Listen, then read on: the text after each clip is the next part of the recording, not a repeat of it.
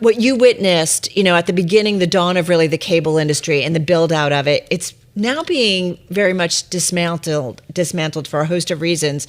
Some networks being sold for scraps. The headlines. How do you see this dismantling, Tom, continue to play out?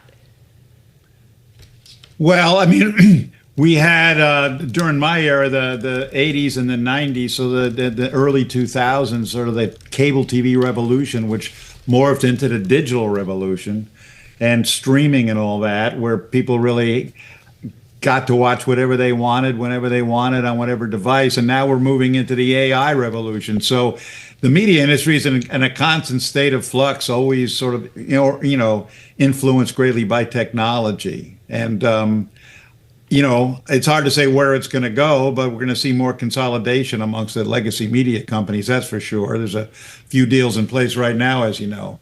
Yeah.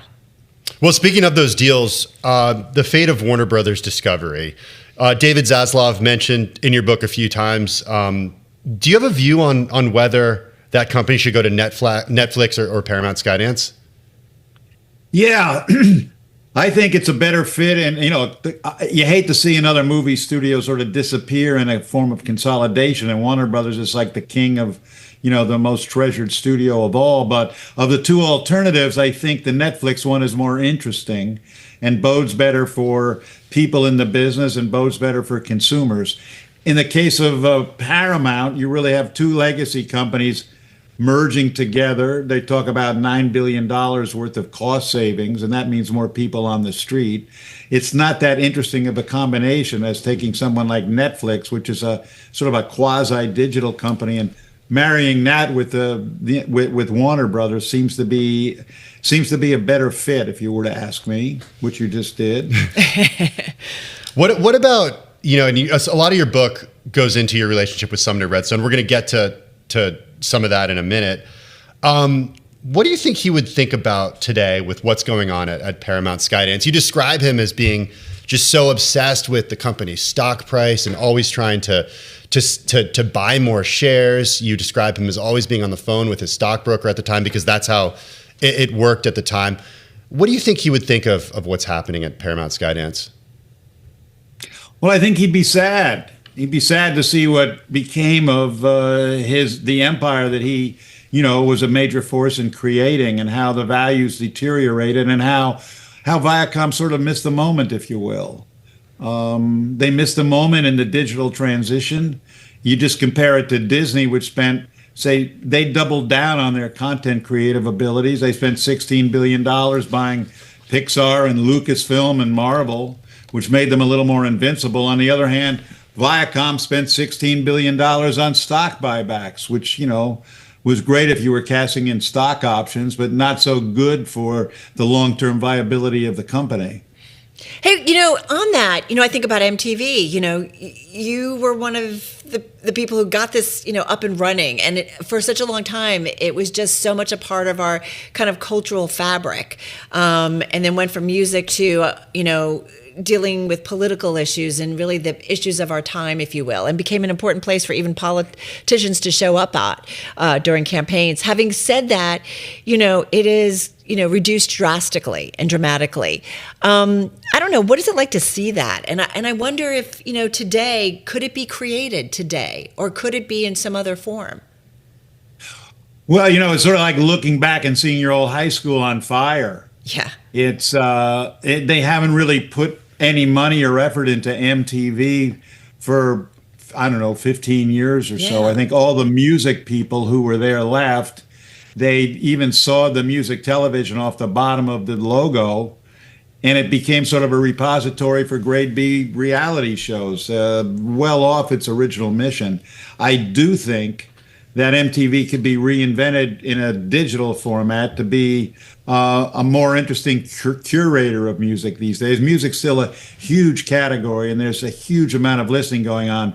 So it's crazy not to think that MTV couldn't recapture some corner of the music business. On one hand, you have a lot of consumers who are sort of tired of the algorithmically programmed streaming services and so forth. So, I don't think it's a layup, but it's certainly worth it. It's a brand with worldwide recognition, and I do know that they're working on that at Paramount with Jeff Shell and David Ellison. Well, Tom, I think about, your book and this journey, right? And then, so many journeys, if you will, which is really fun to go through. But I'm wondering, a 35-year-old Tom Freston today, would you create MTV or something against the platforms that we have, or would you do something different when it comes to media and content? That's a good question. The media world is so different right now. I mean, my default is sort of media and entertainment, so yeah. I'd be interested. It's harder to carve out a place right now. I mean, I think the closer you get to talent and content creation, the better off you would be. The days of the monoculture, where you had the rise of MTV as a really important gatekeeper, those are gone. So I'm in the lucky position of not having to worry about working in the business right now, in that particular business. I find it more interesting sort of on the fringes for myself. We're speaking with Tom Freston. He's the author of Unplugged, Adventures from MTV to Timbuktu. He's a co-founder of MTV. Tom, on that, I was surprised when I was reading the book. As like an elder millennial, I grew up with MTV, so it totally, everything you wrote about made a lot of sense. I remember all the shows that launched on MTV and on Comedy Central too. You mentioned, though, a few minutes ago, this kind of common refrain that we had about MTV, even in the 90s, which is it doesn't show music videos anymore. What I was surprised to find was how strategic of a decision and how important of a decision that was, and what you found sort of early on in showing one music video after another, and why that didn't necessarily keep viewers for extended periods of time. Explain how that transformation started and why it did become a place that wasn't just music videos. Well, when music videos sort of hit, they were really kind of revolutionary. People hadn't really seen anything like that. 6 or 7 years in, a bloom was a little off the rose. That's not to say that the music videos weren't good, but a new device had come along technology-wise called the remote control, which was maybe the biggest disruptor of all, that little soap bar-sized device. And people would check out after 3 minutes or so if they didn't like the next video that was coming on. We thought, though, that we wanted to stay close to music. It brought us so much, but we thought maybe we could be a bigger place and a more reliable place and less reliant to the peaks and valleys of the music industry if we created our own programming that was about some of the things that the music was about. I'm talking about fashion and movies and beefing up our news area. We thought we could take, say, 10% of our 168 hours a week and devote it to non-music programming or stuff that related to the popular culture, and we could have a sounder and a bigger business, and that turned out to be the case. Now, the problem was that these shows would get higher ratings than music hours, so gradually over time, and like I'm talking now the last 10 or 15 years, there was a decision to just get out of the music business entirely, because the idea that you could compete with something like Vivo and YouTube, where people could get any video they wanted on demand on the internet, once the internet was capable of really streaming video in full force, was, it was an unattractive proposition. So you ended up with what you have today, which is a network bereft of music, whose name used to be Music Television. That's not to say that, as I said earlier, that it couldn't be reimagined for digital in a way that they could make a business out of it using a digital on-demand technology. What do you make of the growth? Oh, go ahead, please. No, finish. I'm sorry. No, please finish. No, I was just saying, so it was a strategic move to get into non-music programming. And I would also say that the creative cadre that we had at work always wanted to stretch out and do new things. So we came up with new formats like The Real World, or we would find young animators and bring them into the fold and do shows like Beavis and Butthead that we thought had the same attitude as MTV, but it wasn't necessarily music. Made it a bigger place. We think about, how much of TV today is reality TV, and I put quotation marks around it. Real world, you write about it in the book. You guys were a pioneer when it comes to reality television. which so dominates the landscape, Tom. And I think about The Apprentice, and we think about how many have said what it did for Donald Trump, who at the time was not actually doing well in business, and the image it actually projected. Not my view, but what a lot of other people say. And I just think, how do you think about Real World, the beginning of reality TV? And do you feel in some way responsible for the creation of what that is today? And helping create a path for Donald Trump. Like, how do you think about that? Yeah, I know the question. I know that question. Look, we started the Real World because we couldn't afford writers. We just wanted to do a soap opera. So in the end, we said, forget writers. We were good at post-production.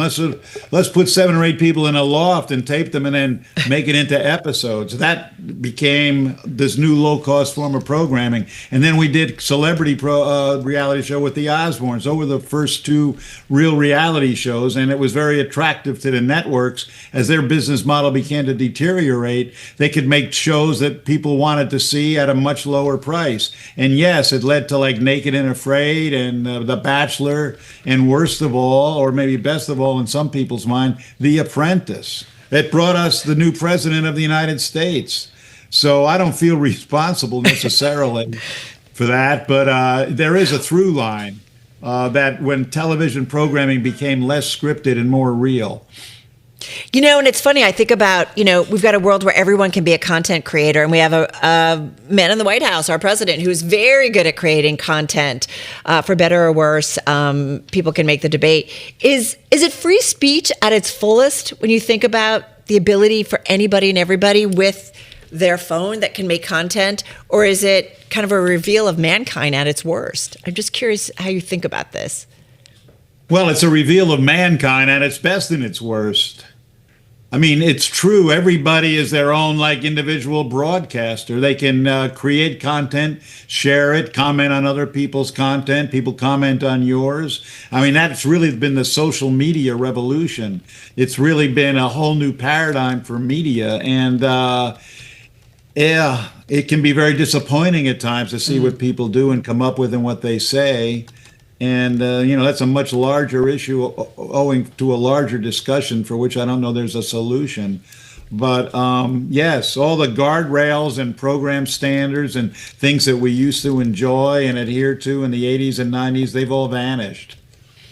Tom, you're known for a creator as at MTV, but I do want to talk a little bit about Comedy Central too. I was struck with sort of the creative process of coming up with this idea for Comedy Central, the potential competition that you were going to get from HBO at a certain point, and the staying power of some of the programs on there, including The Daily Show, The Colbert Report, and notably South Park today. I mean, the idea that a South Park could be as relevant in some cases in 2025, 2026 as it was in the mid 90s, I think could be surprising to a lot of people. Talk a little bit about how, within 10 minutes, you guys came up with this idea for Comedy Central and how you landed Trey Parker and Matt Stone. Well, I was having a staff meeting. I was in the early 90s, and someone slipped me a piece of paper, said HBO's announcing they're going to have a comedy channel. And they were at the time the big players. I mean, they were on pay TV. They had Robin Williams and George Carlin. They did all these big comedy specials. Said, they're getting into our business. And they're going to start with a comedy channel. They'll do a music channel and a kids channel, kind of eroding our Nickelodeon and MTV business. So we decided in that meeting, let's announce our own comedy channel. We didn't really have a comedy channel or even an idea for one. But we thought if we announced, we could be in every news article that was ever written about theirs. And, so we kind of announced that we were doing one, and we came up with a format quickly, which was sort of TV comedy, an extension of what our Nick at Night brand was. And so that was how we got into the business. We had a war with HBO for a couple of years, and then we ended up merging and forming Comedy Central. And the thing that really pushed Comedy Central into public consciousness was South Park. And South Park was a cartoon. It started as one of the guys at MTV found Matt and Trey and had them do a little 6-minute thing as a Christmas card that he sent out to his friends. And it got wide acclaim. And then we saw it and we said, well, let's make a TV series out of this. And we've done it. And now it's like no Christmas card in history has ever paid off like South Park. I think they're in their 25th or 26th season. And those guys are geniuses. The other thing I'd say about Comedy Central is it's interesting to me. We always had a great eye for new and emerging talent. And if you look at the amount of people who started their television career on Comedy Central, Bill Maher, Jimmy Kimmel, Jon Stewart, Stephen Colbert, Samantha Bee, Matt and Trey, Dave Chappelle, all of these people, most of whom have gone on to bigger lives outside of Comedy Central. They're sort of the front line of the Trump resistance today, a role that was filled like in the Richard Nixon era, largely by musicians. And, you have to be really proud to see how, with our ear to the ground, we were able to give all these people their television start. Very satisfying. Comedy Central had a more cultural cachet than I think any of our networks. And outside of Lorne Michaels and Saturday Night Live, I don't know of any other entity that's been able to discover and cultivate as much comedic talent.